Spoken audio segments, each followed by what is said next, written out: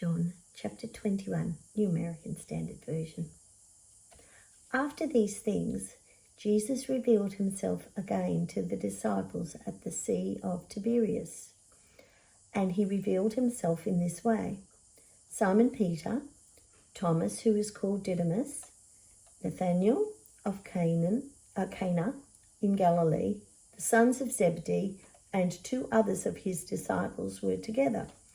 Simon Peter said to them, "I am going fishing." They said to him, "We are also coming with you." They went out and got into the boat, and that night they caught nothing. But when the day was now breaking, Jesus stood on the beach. Yet the disciples did not know that it was Jesus. So Jesus said to them, "Children, you do not have any fish to eat, do you?" They answered him, "No." And he said to them, "Cast the net on the right-hand side of the boat, and you will find the fish." So they cast it, and then they were not able to haul it in because of the great quantity of fish. Therefore, that disciple whom Jesus loved said to Peter, "It is the Lord." So when Simon Peter heard that it was the Lord, he put on his outer garment, for he was stripped for work, and threw himself into the sea.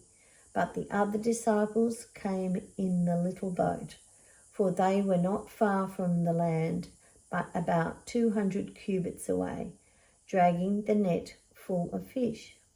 So when they got out on the land, they saw a charcoal fire already made, and fish placed on it, and bread.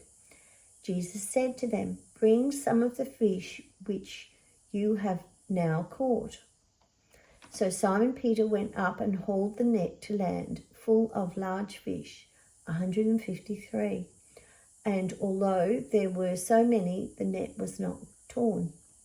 Jesus said to them, "Come and have breakfast." None of the disciples ventured to inquire of him, "Who are you?" knowing that it was the Lord.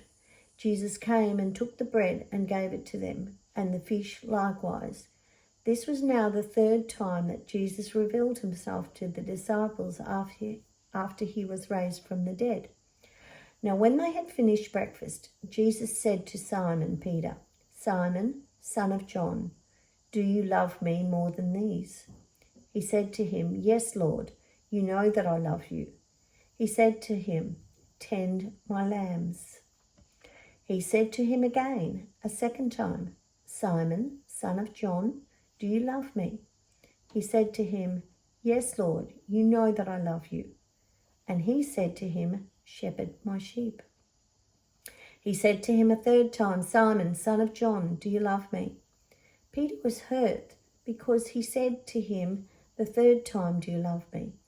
And he said to him, "Lord, you know all things. You know that I love you." Jesus said to him, "Tend my sheep." "Truly, truly, I tell you, when you were younger, you used to put on your belt and walk wherever you wanted.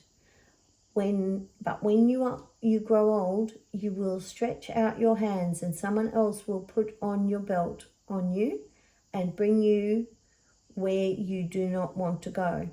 But now he said this, indicating by what kind of death he would glorify God. And when he had said this, he said to him, "Follow me."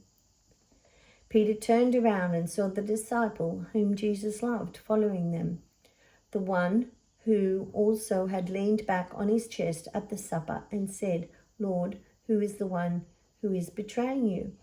So Peter, upon seeing him, said to Jesus, "Lord, and what about this man?" Jesus said to him, "If I want him to remain until I come, what is that to you? You follow me." Therefore this account went out among the brothers, that the disciple would not die.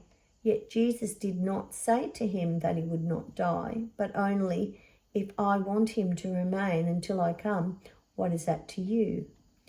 This is the disciple who is testifying about these things and wrote these things, and we know that his testimony is true. But there are also many other things which Jesus did, which, if they were written in detail, I expect that even the world itself would not contain the book that would be written.